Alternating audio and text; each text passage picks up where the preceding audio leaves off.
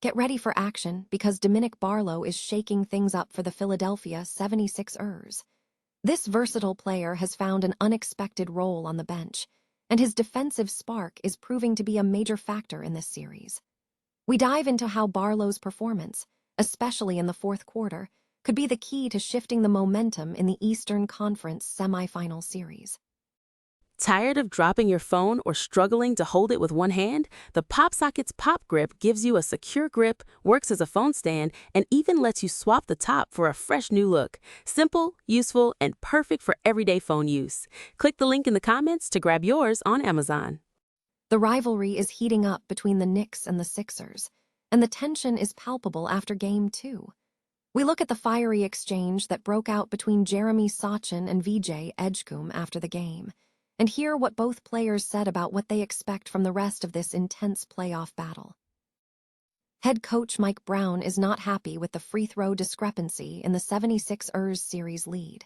We break down Mike Brown's frustration over the free throw line compared to the Knicks, and explore what this means for the team as they prepare to travel to Philadelphia for Game 3 and Game 4. Finally, the question on the table is whether the Knicks' takeover in Philadelphia is real.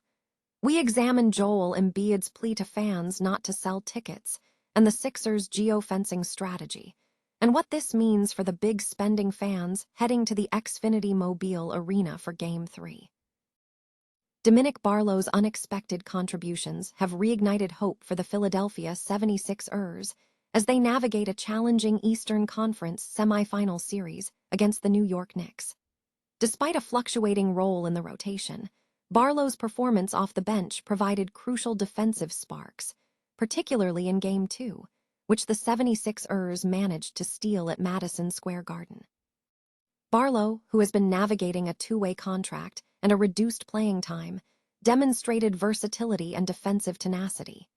In Game 2, he logged 16 minutes in the second half, contributing 6 points on 3-for-3 shooting, 2 rebounds, a steal, 2 blocks, and 2 turnovers. His defensive impact was highlighted by a crucial corner 3 against OG Anunoby and disrupting Jalen Brunson in the fourth quarter. His mobility proved vital, allowing the 76ers to effectively switch screens on Brunson, who had scored 51 points in his first 51 minutes of the series. Coach Nick Nurse praised Barlow's activity and defensive play, noting that the team's defense was strong enough to secure the win, even amidst a late-game scoring drought. Barlow emphasized his adaptability, stating, "I've been in situations where I haven't played before. Sometimes things are random, but I thought defensively we played good and it gave us a chance." While his minutes have been sporadic, including limited play against the Celtics and in earlier games against the Knicks, Barlow's unique skill set is now being viewed as a potential solution for the 76ers to combat the Knicks' offensive prowess. With Joel Embiid ruled out for Game 4, and the Knicks lacking key backup, Barlow's size and movement are seen as essential assets for the team moving forward. Despite the 108-102 loss in Game 2, the performance signals a shift in momentum. Barlow has asserted himself as a problem solver, leveraging his experience to find novel ways to contribute, suggesting he could play a significant role in helping the 76ers find the necessary solutions against a formidable opponent. In a heated exchange following the New York Knicks' 108-102 victory over the Philadelphia 76ers in Game 2, tensions flared between players from both teams. Jeremy Sochan was reportedly approached by a group of Philadelphia players, including VJ Edgecombe, seemingly attempting to recommend a local cheesesteak spot. The interaction quickly escalated into a fiery verbal exchange, requiring Sochan to be pulled away by a teammate, while Edgecombe was also involved in shouting in Sochan's direction.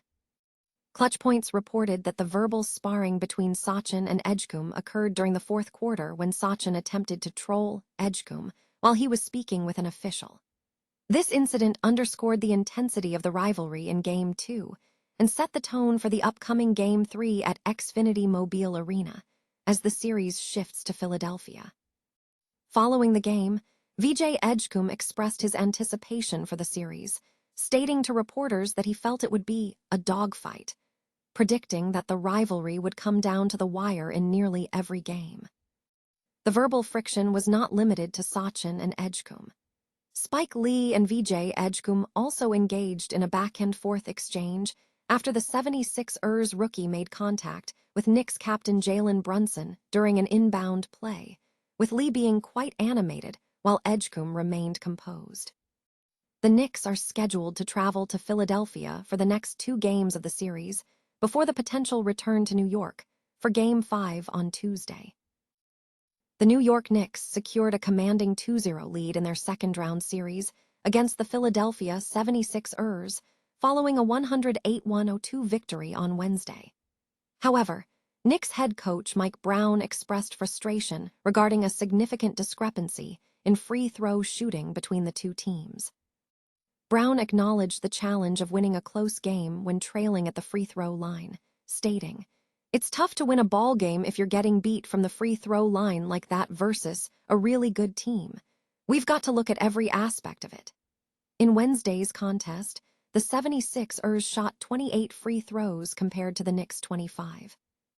This frustration stems from a similar free throw disadvantage experienced by New York in Game 1, where Philadelphia held a substantial advantage at the charity stripe despite a decisive 137-98 win for the Knicks. While Brown's comments hint at potential gamesmanship, the underlying concern appears to be tactical. His call to examine every aspect of it suggests the team needs to develop strategies to defend effectively without accumulating unnecessary fouls. The series shifts to Philadelphia for Games 3 and 4, and Brown may aim to leverage the free throw disparity in future games.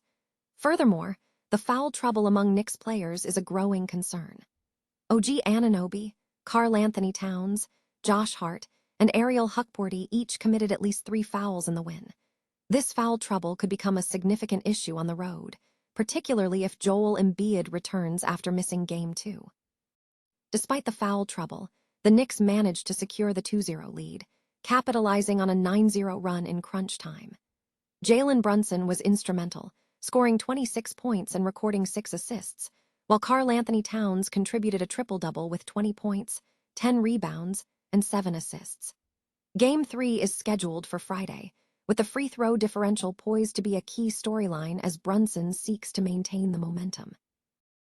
Philadelphia is bracing for a potential Knicks takeover in the Sixers arena, prompting a direct appeal from Joel Embiid to his fanbase to refrain from selling tickets on the open market for home playoff games. Embiid urged fans, stating, "Don't sell your tickets. This is bigger than you. We need you guys." The concern stems from the upcoming Game 3 of the Eastern Conference semifinals, where the Knicks hold a 2-0 lead against the 76ers, shifting the series to Philadelphia for the next 2 matchups.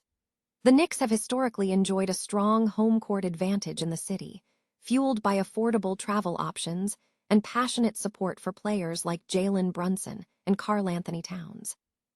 In response to the potential ticket market shift, the 76ers implemented a geofencing strategy through Ticketmaster, restricting sales to residents of the greater Philadelphia area based on credit card billing addresses, with orders outside this zone being canceled. This tactic aims to ensure local fans secure tickets and limit scalpers. Despite the policy, the effectiveness of the geofencing remains under scrutiny. Knicks fan Brian Rianaw suggested that some fans are wary of the takeover, noting that in previous matchups, Knicks fans accounted for nearly half of the attendance, citing the advantage of cheaper train fares and easier travel. This move echoes previous attempts by other sports franchises to control ticket sales, such as the Detroit Pistons and the Carolina Hurricanes. The rationale behind such policies is to support local patrons and curb external profiteering. However, the reality of the market remains a factor. Reports indicate that tickets for Game 3 on StubHub were selling for significant sums, with prices reaching up to $1,000 in the lower bowl. The outcome of the game will serve as a definitive test of whether the Sixers' efforts to keep tickets local were successful.